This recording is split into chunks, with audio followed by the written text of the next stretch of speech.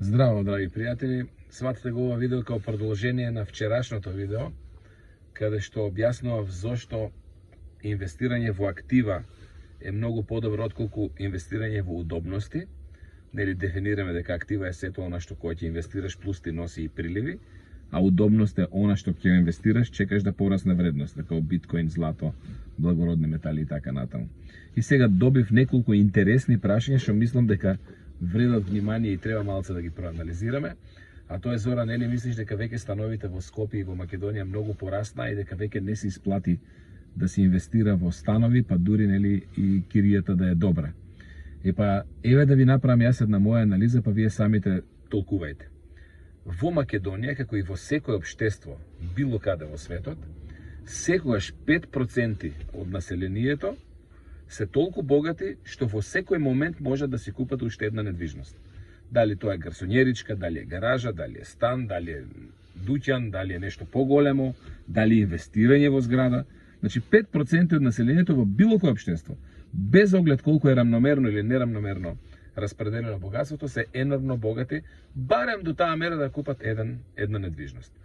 Сега, ако Македонија заедно со диаспората бројам, бидејќи и диаспората инвестира во Македонија, ако сме 2 милиони жители, јасно е дека разговараме 5% за 100.000 жители.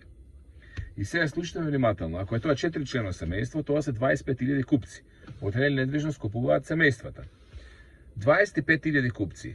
Ќе се сложите со мене дека без оглед од каде се во Македонија, се фокусирани да купуваат 80% од нив во Скопје. Тоа се 20.000 потенцијални купувачи годишно во Скопје, кои што во секој момент можат да купат барем една недвижност, макар тоа било и гаража, или мало дуќанче, или гарсонјеричка од 30 квадрати. Што тоа значи? Колку и да Скопје нуди продажба на станови, ама колку и да се гради во Скопје, Скопје со капацитет од цирка 650 до 750.000 жители, не може годишно да понуди 20.000 единици.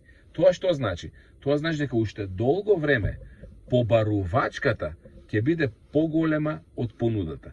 Ако на ова земете во предвид дека во услови кога нема разиграна економија, кога нема индустрија, кога нема разиграна берза, како што е случај во Македонија и малце поширока околина овде на Балканот, кога има безидејност во инвестициите, тогаш секоја вишек пара луѓето се одлучуваат да ја стават во недвижности.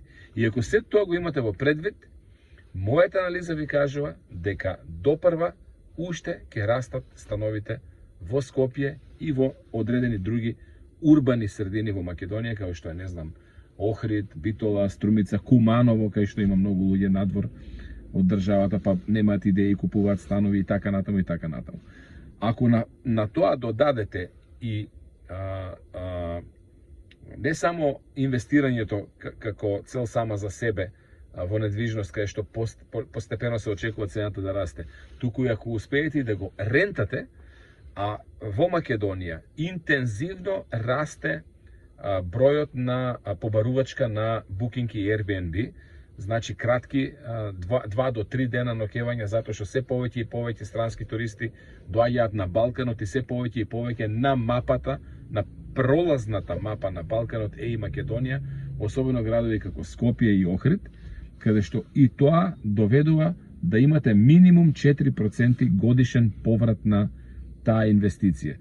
Ако знаеме дека проектираната стапка на инфлација во Македонија, во најпесимистичко сценарио на владата е 3,5%, на Централната банка е 3,9%, а со таа проектирана побарувачка ние проценуваме 5% најпесимистички нето прилив во кешфлоу на инвестицијата, тогаш имате сигурност, немате ризици и имате побарувачка која што во догледно време допрва ќе расте.